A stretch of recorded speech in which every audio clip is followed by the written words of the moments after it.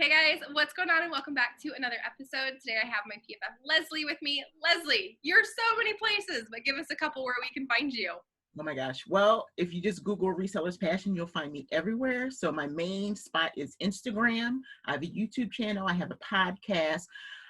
You can find me at resellerspassion.com, which is my website.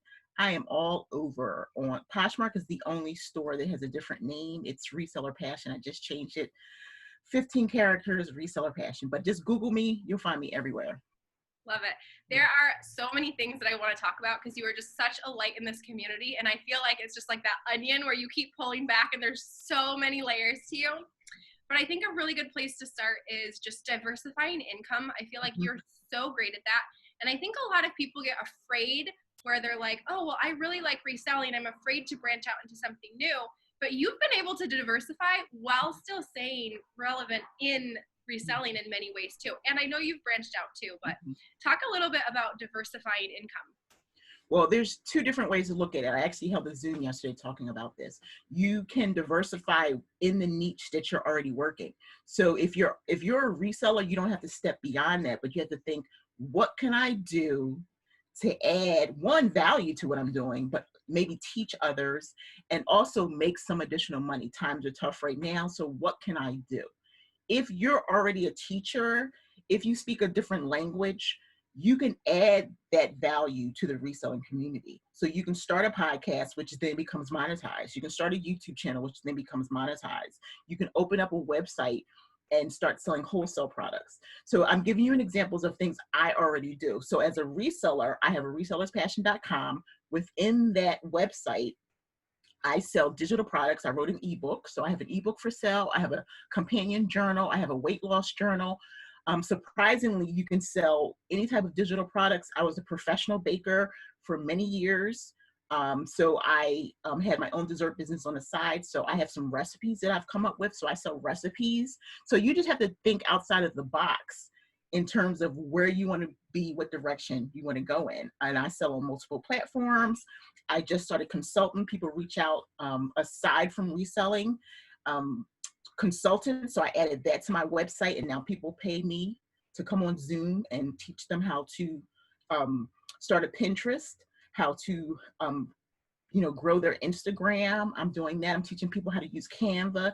There's so many things that you can do. If it's something you're already doing, think about how you can turn it into a business and how you can make money. Digital products is the way to go. That way you create it once, you list it once, and you keep getting paid residually. So that's what I do. Really good advice. Really good advice. Do you think that it's more important to focus on things you're passionate about, or do you think it's okay to just do things because it's like, oh, I want to make money? Or do you think it's something where you really have to be passionate about this thing that you're branching into? I think you should be passionate about it. That's a really good question, Courtney. The reason being is, it's the majority of the people in the world actually have outside jobs. It doesn't matter if you've gone to school for that job or whatever, but once you've gone to school, you've had this idea, oh, I want to do this. Now you go work for the company and it's really not what you want to do. So then everything that you were passionate about, going to school and something you've been wanting to do for 20 years growing up, and you get into that and it's just like, wow, this is all it is. So I find enjoyment with the things that creatively I can use, like painting and crocheting and writing and all the things that I do, and figuring out how I can turn that into an income. So I just started writing one day. There's an ebook, I bake, why not create recipes? I crochet, why not write out patterns? So those are the things that bring me joy. Reselling definitely brings me joy. Like, I left work to become a reseller. I prepared myself for that, and I find fun in it. Don't get me wrong, and I'm pretty sure you can relate, Courtney. There are bad, crazy days. There are days where this thing, it's like people think reselling, oh, you're taking some people's stuff and you're just reselling it. And I have days when I don't have sales, or I have to figure out how to communicate with my customer in a positive way, or, oh man, I have to go out and source, or whatever the situation is. But then I have to figure out, you know what? It was a way for me to come home. I'm in my own house now. And so I turn any type of negative into a positive, but you do have to find joy in it. It can't bring you stress. Because if it does, then it's not for you. Take a couple days off and then come back to it. Remember your why. That's the key. Every time you get distressed about it or down, remember your why. That's a really good headspace to be in. And talking about stress, or maybe even just more so anxiety, I think one thing that holds a lot of people back is the fear of failure. What do you have to say about that? I think you shouldn't be afraid to fail. Your failures are where where you help you figure out where your weaknesses are. You see, so you may go in with a headset, yeah, I can do this, I can do this, but when you try it once and you don't succeed, so many people give up. Okay, and I like to talk about my age. Like, I'm 50. You know how many times I failed in life? I failed at so many things. You know, I raised 5 children. There were days when I just thought, oh my gosh, really? I've worked at jobs where I just never thought I would get a promotion or anything like that. But until you try and fail, you don't know what your limitations are. So I love to fail. And if you're going to fail, just fail forward. Keep going. Keep going. You know, fall down, get back up. That's the key. Yeah, your failures don't define you. It's what you do with those failures. Exactly. Talking about failures, has there been any really bad advice when it comes to reselling, or just, it doesn't have to be advice. Has there been anything where you're just like, I can't believe I did that with reselling? So when I first started reselling, I didn't source. You know, for people who are just getting to know me, I started reselling because my husband was a reseller. And when we got married 8 years ago, he was already retired and I had to work because I had 4 children. So I would come home and we would just be passing. So I learned how to resell from him. I just said, you know what, how about if you teach me what you do? But the thing was, I was working and I had no desire to go into the thrift store or wherever to try to figure out how to get some items. So I would ask my husband to get the items for me. Now, this is a man who only sold men's clothes. So imagine some of the things that would come in. And I didn't know anything about fashion. I was a handmade seller. I made my own hats and things like that. I sold that stuff on Etsy. I knew about that, but I didn't know anything about fashion because I can go to Walmart and get some jeans and a t-shirt and Converse all day. That's me, you know? So I had to figure it out. So for a whole year, I didn't source. And I wish that I wished I was a little bit more active in that process. That was the first part. And then the second part is my prices were just like nothing. And again, it was straight up hobby. There was no business about it. It was like hobby. And I was like, oh, I could make a little bit of money. And I used that money for my daughter's lunch account. That's a true story. That was it. So I wish that I had really been focused on it. But then 2 years later, when I became really serious, I focused, laser sharp focus in growing this business. That's really good advice. And that's so true about pricing things low. I did that too. And it goes back to, you have to look, and are you giving yourself opportunities to make money and to be really successful? But let's not be a negative Nancy on this whole interview. So let's talk about some positive. What is the best advice you have either heard or have just figured out yourself when it comes to reselling? Oh my gosh. Really, to me, it's the obvious. Don't compare yourself to anyone. Before you even start like figuring out what you're going to sell or anything else, you have to figure out yourself. That's with anything in life. Do not look at other people and where they are, because one, you don't know their story. Sometimes we come in at the middle, and sometimes we come at the top of their success, and we forget about everything else that started in the beginning. And so if you just start like looking at you and what you want to do, and going from there, going on and maybe like checking out Courtney and different people and figuring out what they're doing, but come to your own conclusion about how you want to run your own business, but never compare yourself. That's the biggest advice I can give anyone. And I think that's the best advice you can. Talking about comparison, you can't talk about comparison without talking about social media, because that's the root of it all. Yeah. How has social media impacted your reselling and or any of your other streams of income? That's a really good question. I just released a YouTube video and I talk about me being an introvert. Not a lot of people understand that an introvert is just a person who could just be home and not really like to go out and be around people. I used to be really quiet and shy, but you know, raising 5 children and working and being a manager and supervisor, you don't have time to be shy. But when it came to like social media, I didn't know what to do. 2 years ago, Thomas, my husband, would say, oh, you know, why aren't you making any videos? And I'm like, I don't want to be in front of the camera. I don't want to be in front of the camera. but I had to make a decision about what I wanted to do with my business. When I first started on Instagram, I was just putting up pictures like, oh, this is what I sold. You know, I was on Depop heavily, so I would just show my 4 Depop solds of the week or what I listed. And that was when I just decided to come home. And then kind of at the end of the year, I didn't have any friends or anything. So I said, well, I think the only way I can do it is by, you know, participating on social media, not on my personal Facebook. I use that personal, and that's for like family. I don't even talk about my business there. So I had to find this instrument, and it became Instagram, and just reaching out to the community and asking for help and starting to do videos and just kind of putting myself out there and researching, like, you know, what's the best way to grow Instagram. I wanted to do it organically. I didn't want to, you know, have bots and join chats and groups, and also figure out what I could contribute without copying off of someone else. Because I think being organic and being true to yourself and transparent is really the best way to reach people. Not everyone feels that way. And my biggest joke, which is, it's not a joke on me, but it is a funny joke, is like, I'm 50 and I'm bald. You can't get any more like organic than me. You know, there's nothing to hide behind. Here I am, no makeup, and this is every single day. So social media I consider to be an extension of my business. In the beginning, I was learning it, but now I know if you use it correctly, you can grow your business, you can grow a community without selling to people. It's just like you put something out there, and if people love you, man, they're trying to figure out how they can get it, you know, and they're trying to figure out how they can get to know you and how they can be your friend or whatever. And I just think it's such an awesome community. I'm really loving this journey that I'm on.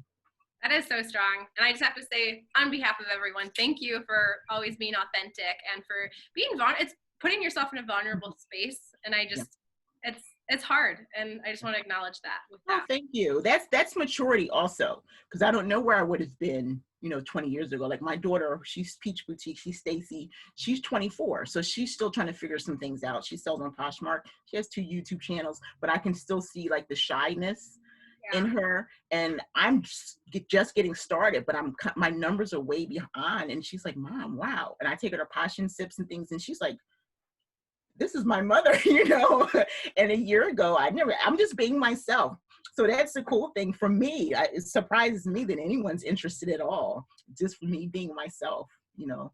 It's overwhelming sometimes, but then it's what I was looking for, a community. So be careful what you ask for, because you get it sometimes, you know. One of the things that you just spoke about is how you kind of got started on Depop. And I think that is a platform that is just gaining so much traction right now, especially with, I think, the younger resellers as well. And I think so many people have an interest in it, but new platforms are scary, just like everything else. What do you see from a perspective of a Poshmark seller? How would you pitch that to us if we've never been on it? I would definitely say do your research. So when I first started on Depop, it was 2018. It was really kind of when I first decided to do this full time, and I was looking for other avenues because some platforms I don't relate to me. Like, you know, I can't embrace them, you know. So when I started on Depop, I was not intimidated, but I was like, well, I'm a little older. I'm not going to be modeling my stuff. I really don't want to do that. I just want to be simplistic about it. So what I started doing was look at YouTube. That's the way to go. And of course, you know, it's big in overseas, right? And so it was a lot of European young people with accents talking about it and to sell. Some people are modeling and some people are just putting their stuff out there. So all I did was look at the things that they were selling, and it's the vintage. Right. I came across a lot of goth boots. They were really selling any type of high platform shoe, anything from like my era. Like I grew up in the 80s and the 90s. I used to think that stuff was so ugly, but it's coming back now. So if you take really great photos the same way you do with your Poshmark closet, you can literally sell anything. If you're doing handmade items, if you're like tie-dyeing and bleach spraying, those are the things that people are looking for. Do it in such a unique way that they can identify your items. Because I will tell you, I took a break from Depop only because their shipping was a little bit different. And I guess they heard the people, and the shipping has changed.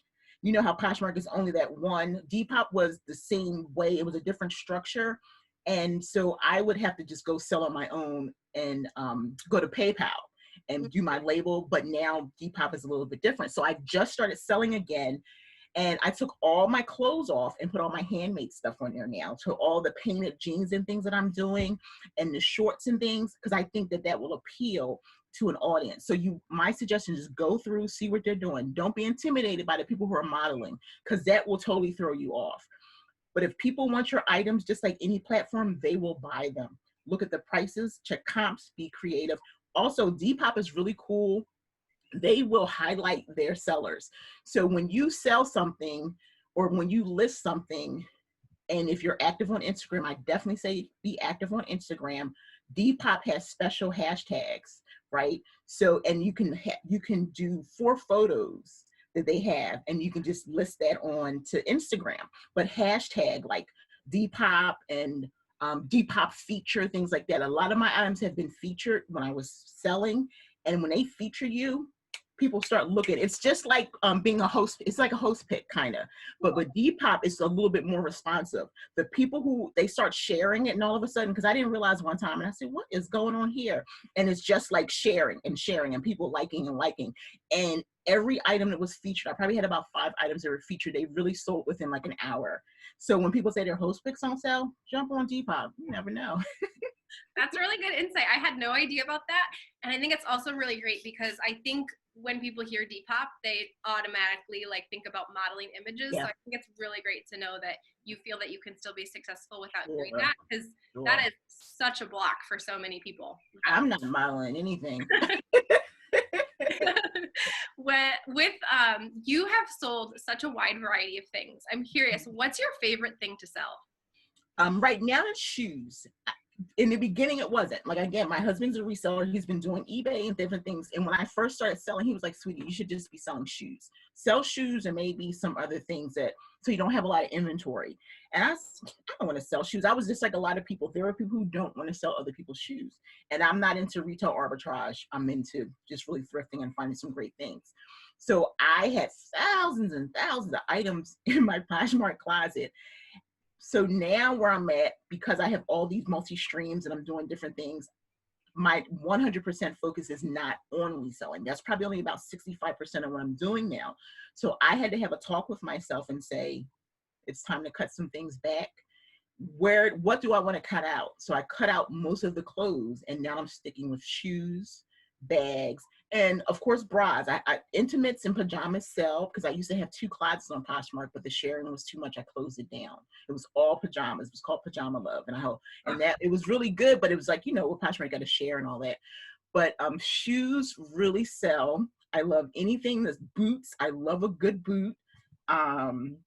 Any type of platform shoes I really like. And I can sell a Converse to anybody. Converse and Vans, anything like that is my jam, because I wear Converse. So it's like, that's my jam.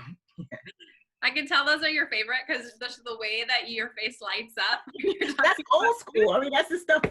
And the funny thing is, when I was growing up, we couldn't afford that stuff. Yeah. So now, but then I buy my stuff on Poshmark. When I went to Posh Fest, I went in and got myself some new Converse, and anytime I find a sale, that's what I buy. What has been your favorite flip of all time? So I have, I think it was these Christian Louis Vuittons, because I have another flip story. Well, this is the thing. I live, in Delaware, which is really small. And so I don't know like a lot of people, so I'm not really like advertising and like as active as I can be. But there's a person here, we became friends a couple years ago, but we never connected. And she's a famous blogger in Delaware. One day she reached out to me and she said, I've been following you, and I just never like paid attention because I was doing handmade stuff a lot, so all this is new to people who know me. My family, this is all new. So to you guys, it's like every day, but I was a crochet designer for many, many years. So she didn't get the switch. So she called me up she says, no, she sent me a message on Instagram. She says, can we link up? Because I want to give you some stuff I have. And I said, sure. We did something like similar to this on Facebook. And she said, I have so much stuff. She said, I'm packing my house up. We're moving. She came with a car full of stuff, Courtney. Like she had a little Prius or something filled like all on her body, so much stuff. And within there, it was vintage Gucci bags, vintage Gucci wallets, and things like that. Christian Louis Vuitton shoes, brand new, Courtney, brand new. I knew nothing about them, so I had to go and really research. I wanted to make sure they were authentic, and I sold them for $275.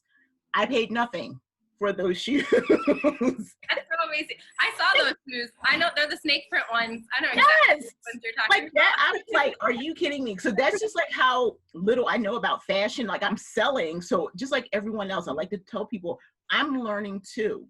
When I find something, Google and YouTube are my best friends because it's new to me. So I have to go and research. And those Gucci bags, I knew that Gucci bag was like, it had like stains and all kinds of stuff on it. So I sold it as a collector bag because you couldn't use it. So someone who could, repair. So I sold the Gucci wallet and the bag as collector items. 30-year-old Gucci, vintage Gucci. And hey, for free. And I'm still selling stuff she gave me. It's like amazing. So cool. Hey, I wonder, so one thing I noticed with Poshmark is you have kind of the mainstream stuff that does, and this is just reselling in general, it doesn't have to be just Poshmark. You have the mainstream stuff that everyone's talking about that works really well. But then you also have all these little sub niches that have things that sell really well within those niches that people would just never think about.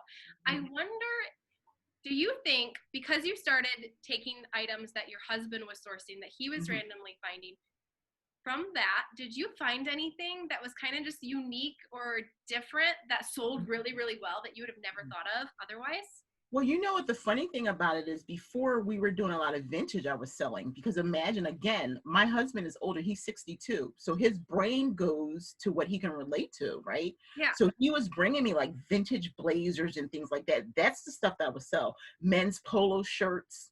Of course, I did sell some men's stuff. That was the same year, but it was a couple months later before the men's and children's items became available.